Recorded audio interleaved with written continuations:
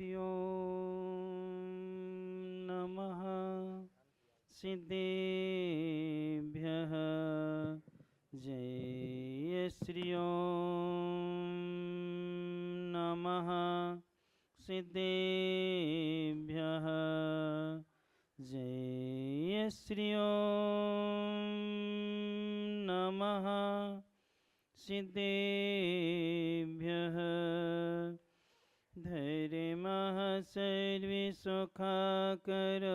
हितिकरो धर्मं बुधाश्चिन्वते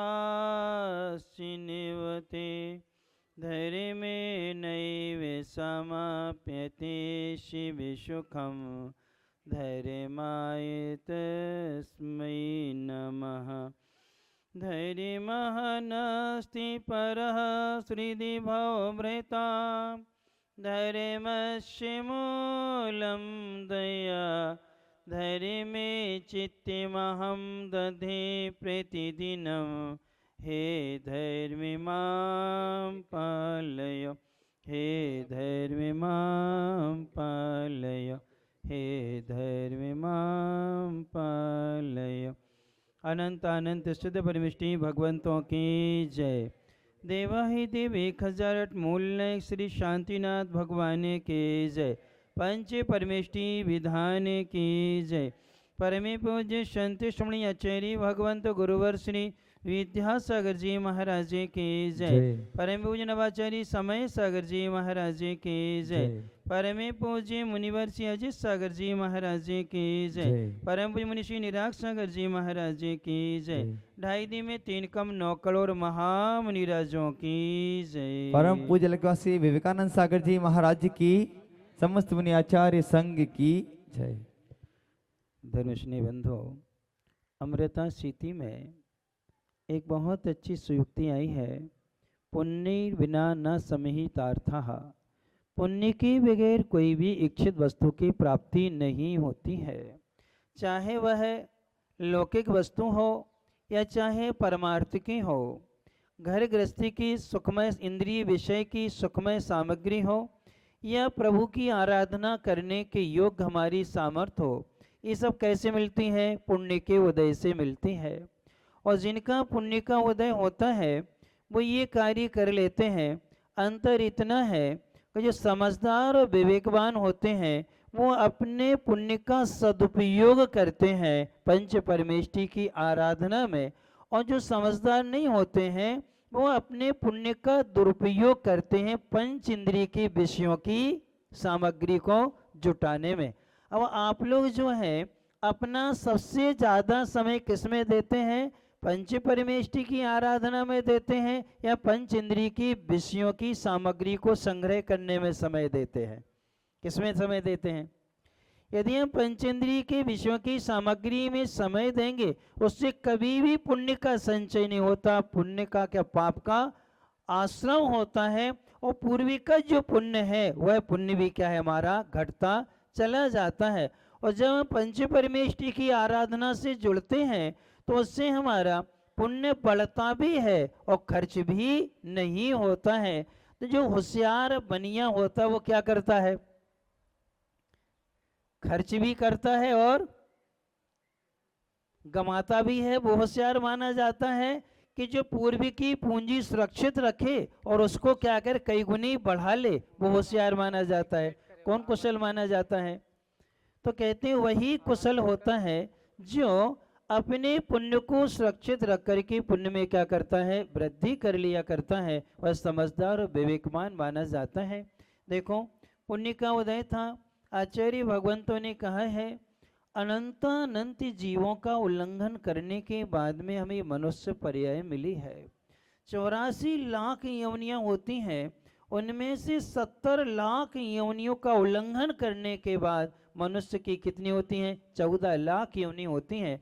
उन 14 लाख योनियों में संपूर्ण मलेच्छ खंड के मनुष्य, संपूर्ण भोगभूमियों के कुभोग भूमियाँ आदि सभी उसमें आ जाते हैं। आर्य खंड के विद्याधर यानी मनुष्य मात्र जितने हैं वो किस में आ जाते हैं? 84 लाख योनियों में आते हैं। और 84 लाख क्यों इतने सारे मनुष्यों में से अपना आर्य खंड में जन्म हुआ है, और आर्य खंड के साथ साथ उच्च कुल में जन्म हुआ। किस में हुआ है? उच्च कुल में जन्म हुआ है, क्योंकि क्षत्रिय, वैश्य और ब्राह्मण ये 3 उच्च कुल माने जाते हैं।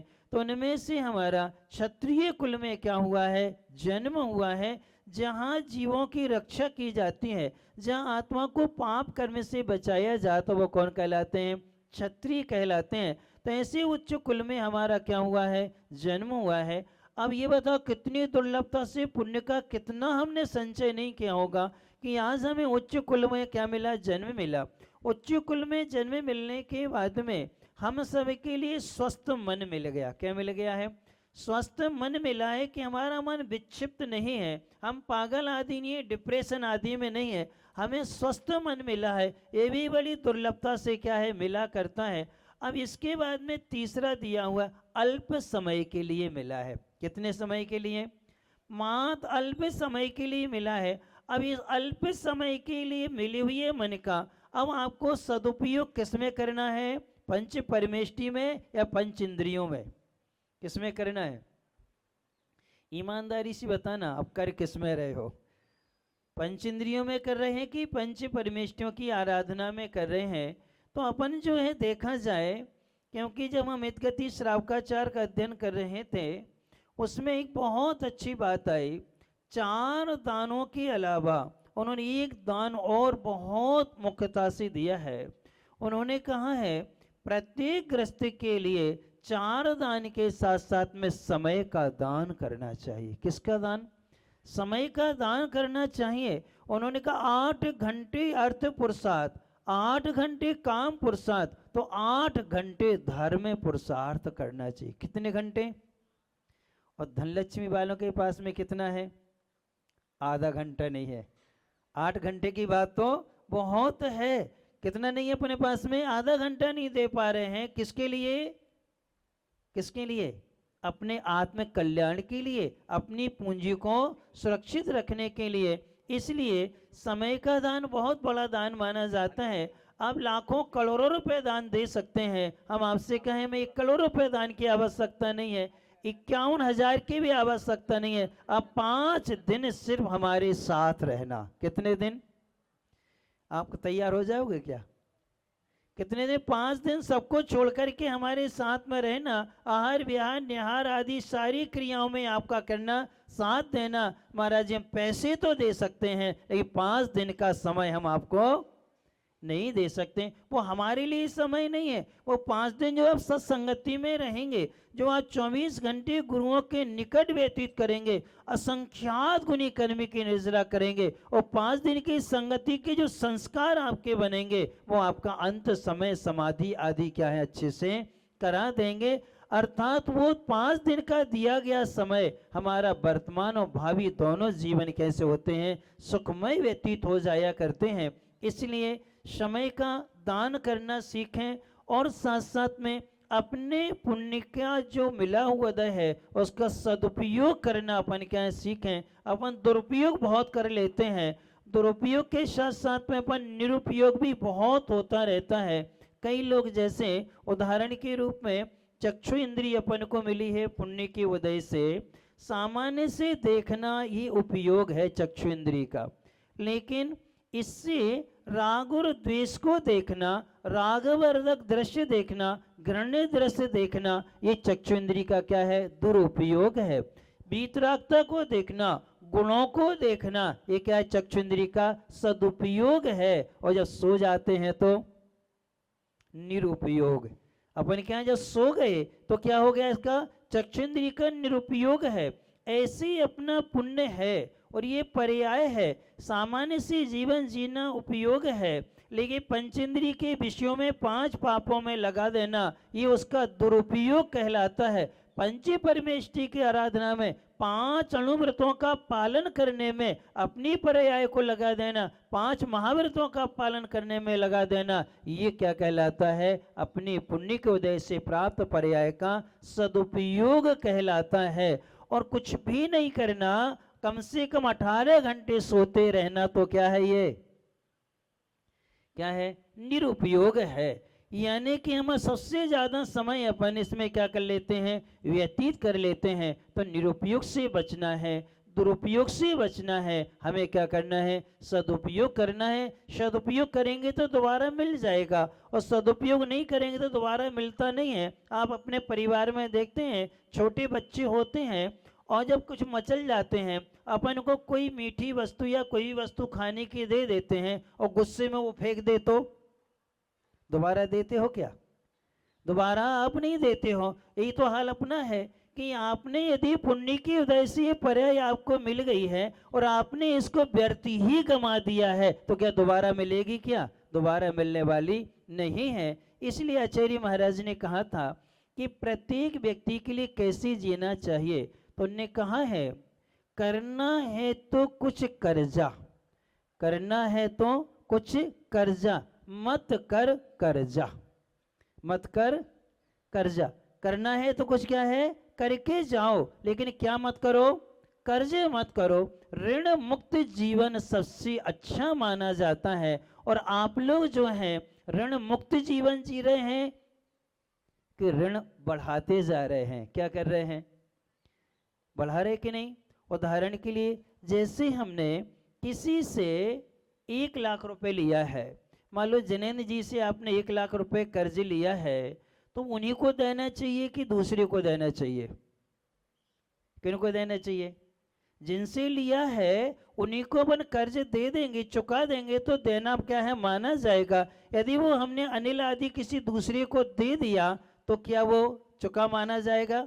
नहीं माना जाएगा। ऐसे पुण्य के उदय से पर्याय प्राप्त हुई है, तो हमें पुण्य के उदय में लगाना चाहिए कि पाप के कार्यों में लगाना चाहिए? किस में लगाना चाहिए? अब बताओ ईमानदारी से, पुण्य के उदय से मिली है तो पुण्य के कार्यों में कितना इस पर्याय का व्यय कर रहे हैं, कितना हम पुण्य के कर्ज को चुका रहे हैं। अपितु ने पुण्य के उदय से ले तो ली है, लेकिन हम दे किस में रहे हैं, पाप के कार्य में दे रहे हैं। तो आपका पुण्य घटता चला जाएगा, भावी जीवन हमारा कभी क्या नहीं होगा, सुरक्षित नहीं होगा। इसलिए समय रहते हुए हमारे लिए ये कार्य अवश्य क्या है, कर लेना चाहिए। ये प्रसंग आता है राम का और रावण का, दोनों में से दोनों सलाका पुरुष हैं, वो प्रति नारायण है। राम लक्ष्मण बलभद्र और नारायण है। इन दोनों में से सबसे ज्यादा पुण्य किसका था? 3 महापुरुषों में, रावण प्रति नारायण का, लक्ष्मण जी का, नारायण जी का, या फिर बलभद्र में राम जी का। इन देखा जाए तो सबसे ज्यादा पुण्य था तो मात्र वो था प्रति नारायण रावण का था। कौन का था? प्रति नारायण था, वही राजा था। उसी के काल में राम और लक्ष्मण का क्या हुआ है, जन्म हुआ है। किसके काल में? प्रति नारायण के काल में उनका क्या हुआ है, जन्म हुआ है। लेकिन रावण ने महल में रहते हुए, प्रति नारायण के पद पर रहते हुए भगवान की आराधना तो की है, लेकिन किसी मुनि महाराज को आहार दान नहीं दिया। किसने? उसने पूजा आराधना करता था आत्म कल्याण के नहीं, अपनी विद्याओं का संरक्षण करने के लिए। किसके लिए? जो नियोगी विद्याएं थी उन विद्याओं का संरक्षण करने के लिए, विद्याओं की प्राप्ति के लिए भगवान से जुड़ जाता था। लेकिन कभी उसने गुरु सेवा नहीं करी, किसी मुनिराज को क्या नहीं किया, उसने आहार दान नहीं दिया हुआ है। और आत्म कल्याण के निमित्त से, कर्म निजरा के निमित्त से भगवान की कभी क्या नहीं करी, उसने पूजन नहीं करी। और राम देखो, पुण्य भले कम था, राज्य नहीं मिला, वन में भी रहे, लेकिन वन में रह करके भी उन्होंने मुनि महाराज का पड़गाहन करके क्या किया है, आहार दान दिया कि नहीं दिया? कहाँ रहते हुए? वन में रहते हुए भी उन्होंने आहार दान दिया है। कई मुनिराजों को, स्वर्गों को दूर किया हुआ है, वैयावृत्ति की है। और ये धार्मिक कार्य करते हुए पुण्य कम होने के बावजूद भी अपने पुण्य का संरक्षण किया। दान, पूजा, शील और उपवास, इन 4 धर्मों का पालन करते हुए राम ने मोक्ष को प्राप्त कर लिया और लक्ष्मण जी ने तीर्थंकर प्रकृति को बांध लिया। भविष्य के तीर्थंकर होंगे हमारे, और राम इस समय मोक्ष में है और रावण कहाँ है? महल में रहते हुए भी अपने पुण्य का क्या नहीं किया, उसने सदुपयोग नहीं किया, दुरुपयोग किया। तो कहाँ है वो? सबको मालूम है वो दुर्गति का पात्र है, नरक का क्या है, पात्र बना हुआ है। इसलिए अपन सबको ये पर्याय मिली है। अब आपको राम लक्ष्मण जैसा पुरुषार्थ करना है कि रावण जैसा करना।